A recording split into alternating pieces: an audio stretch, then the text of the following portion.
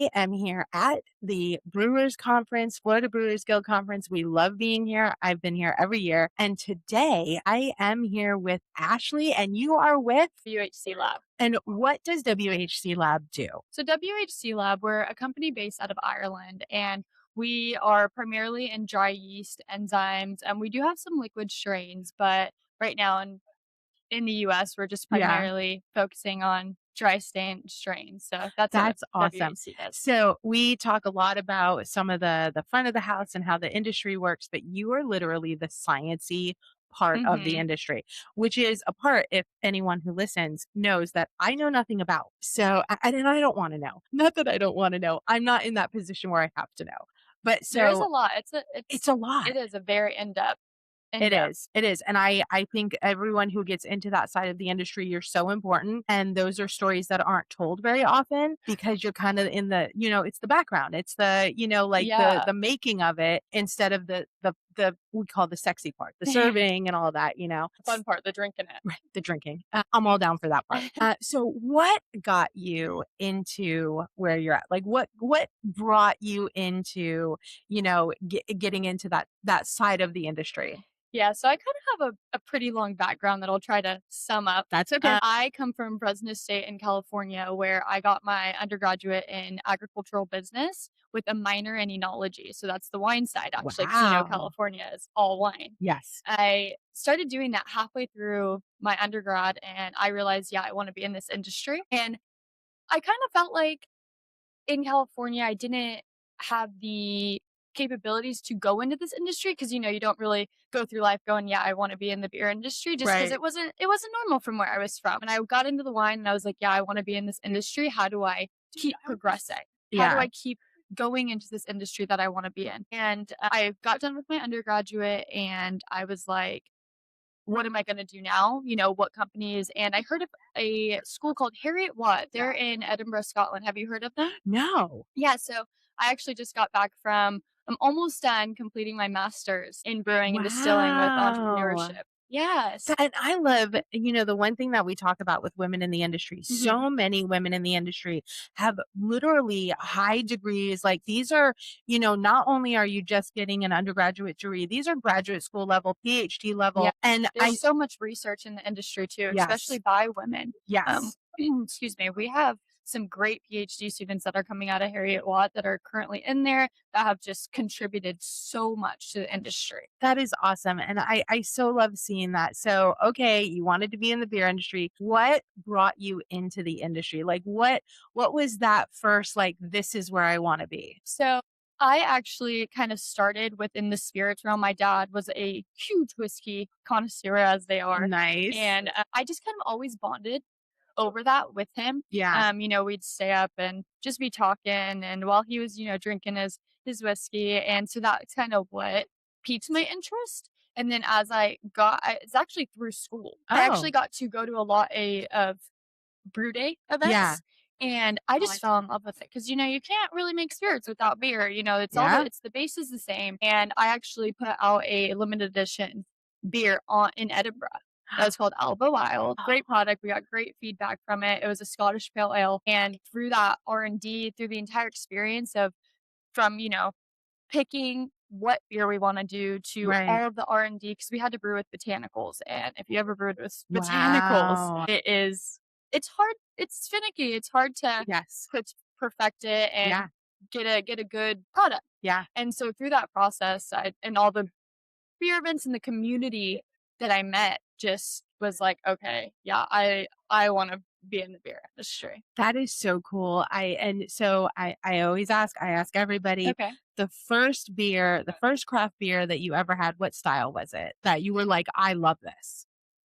Mine was a wheat beer that I Okay. had I love a wheat beer. So let's put that out there. I am not a lager girl. Wheat beer is my go-to. So I'm with you on that. yeah, because I mean, I didn't really grow up around craft beer, truthfully. Just and a lot of people from back home, and it might just be the people I'm talking to because there is a huge craft beer market in California, Of obviously. course. But Right. they were drinking lagers, and so I just didn't really know a lot about it. But the more and more, I feel like there's a beer for everybody. You just have to find it. Yes. You have to find We have said that on so many episodes yeah. that there because people look at craft beer as either these really heavy IPAs or like these really heavy stouts, and they don't see how diverse beer is. Yes. There is a beer for everyone. You just haven't found it yet. And I do like, I feel that way with wine too.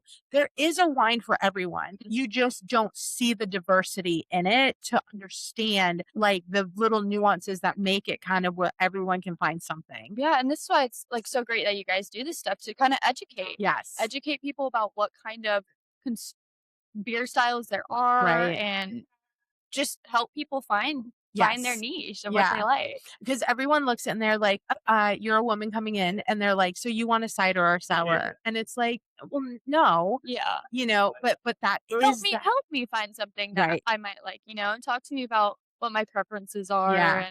and everything. No, that is awesome. Okay. So from then to now, have your taste buds changed? Do you diversify Oh, a little more? oh yeah. I truthfully, I was not a huge beer drinker before even, doing my master's and throughout that, just being able to try all of the different styles, Yeah. I would have never even thought to try something that now I love.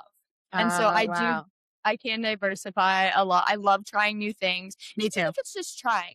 I'm a big advocate for I don't need a full pint of something. I do small pours. I love to Yes. try stuff. Yep.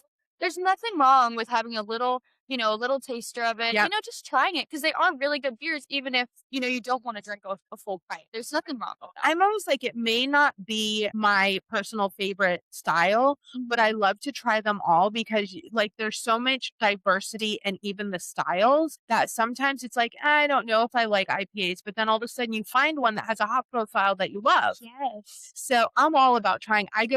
So I'm on a brewery tour to hit every brewery in the Tampa Bay area by Labor Day. Awesome. There's 65 of them. And I go into every single one and go, I just want to try a small pour of your most popular beer. Yes. And I don't care what style it is. But there's a reason it's the most popular. That's right. There is a reason why everybody loves it, and that's why I want to try it. So I totally get what you're saying, like on that. And now the one thing that we talk about a lot is because you see in the media all the time, the alcohol industry is down, the beer industry is down. How do you feel about the future of beer? I think that's definitely we've crossed that point. I think so. We've got past the low Yep. and it's only going up. And I feel like the breweries that have made it through the tribulations Mhm. and trials of what COVID and pre-COVID happened, they're gonna stick around and they're gonna stay. Yeah. And those are tried and true. I feel like a lot of companies that you've probably seen as well are kind of, solidifying and Yeah. tightening up their production and even more employees are becoming a one-all for Yeah. different roles. And, everyone's just trying to save a buck where they can Yeah. just because the industry is so expensive, but it's not going anywhere. The media, they say what they say, but I think it's definitely set it out and we only got blue skies from I here. feel the same way. Like we actually were having these conversations last night where I feel like the market corrects. And that's Mhm. when innovation happens. Yes. And I'm so excited to see the innovation. I'm so excited to see, like more women coming into the Mhm. industry, diversifying in so many different ways, not only in the how we're brewing and stuff, but you're seeing the type of brewer is changing and things like that. So Yes. I love that. I'm so excited to have you here. It's Thank been so you. great talking to you. And I will definitely see you for the next 2 days. And wonderful things, and I will be over by your booth. If someone wanted to look at what you guys are doing and see that kind of the sciencey stuff that they're not getting on my podcast because I suck at it, where would they go find you? So we are WHC Lab. If you are here at the conference, we are at booth 41. We're also got a beer pouring station. So if you'd love to come over, check out some of Go our get yourself some products. beer. Yeah, you can also on Instagram. Awesome. Thank you so much for being on. Thank you. Thank you.